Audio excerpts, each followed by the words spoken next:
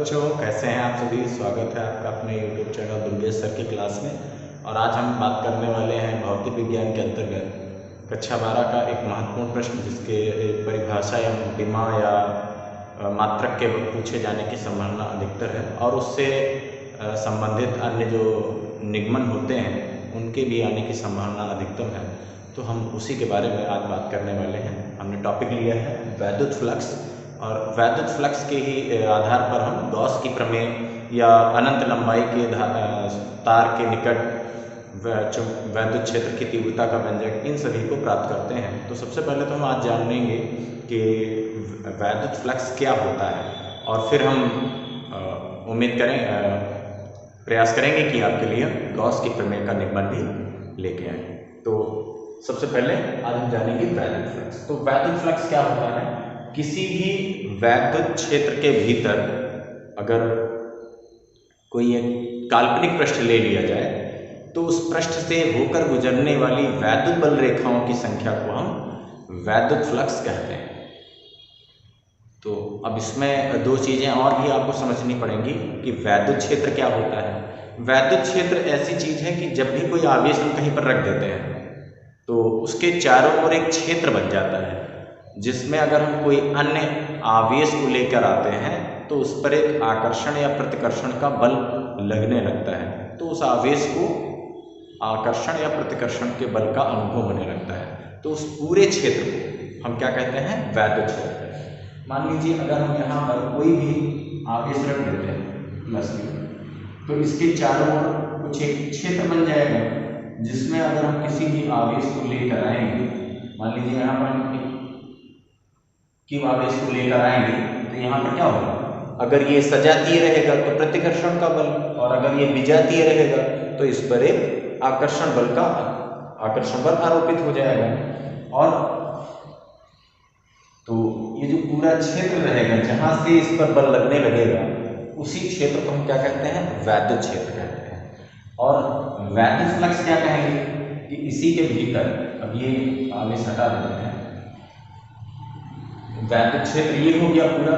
अब इसी में हमने एक काल्पनिक पृष्ठ ले लिया छोटा सा,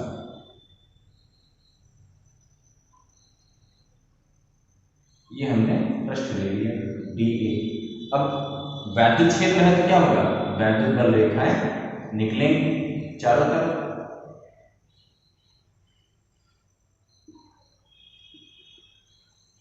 इस तरीके से तो यहाँ इस पृष्ठ के भीतर से जो रेखाएं गुजर जाएंगी, वैद्युत बल रेखाएं, तो उसकी संख्या को ही हम क्या कहते हैं? वैद्युत फ्लक्स कहते हैं। तो वैद्युत फ्लक्स की परिभाषा तो यही हो जाएगी कि किसी भी वैद्युत क्षेत्र के भीतर काल्पनिक पृष्ठ के भीतर से गुजरने वाली वैद्युत बल रेखाओं की संख्या को ही हम क्या कहेंगे? वैद्युत फ्लक्स कहेंगे। अब वैद्युत फ्लक्स जो है उसको डिनोट किससे करेंगे? फाई ई से, और इसको हम E डॉट dA सूत्र के द्वारा दिखाते हैं, जिसको हल करने पर ये बनता है E dA cos थीटा। अब यहां से अगर मात्रक निकालना चाहें तो इसका मात्रक क्या हो जाएगा? देखिए, वैद्युत क्षेत्र की तीव्रता का मात्रक होता है न्यूटन पर कूलम, और फिर इसके बाद दिया है एरिया। तो एरिया के लिए हम लेते हैं मीटर स्क्वायर, तो ये बन जाएगा न्यूटन मीटर स्क्वायर और अपॉन में कूलम। अगर बीमा निकालना चाहें तो बीमा हो जाएगी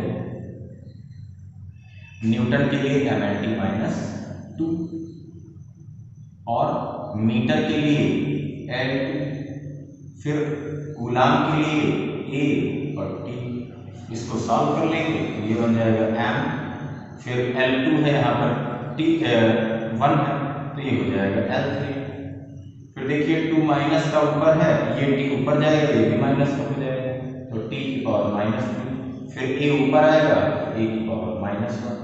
तो वैद्युत फ्लक्स की जो विमा होगी वो हमारी mL3T-3A-1 हो जाएगी।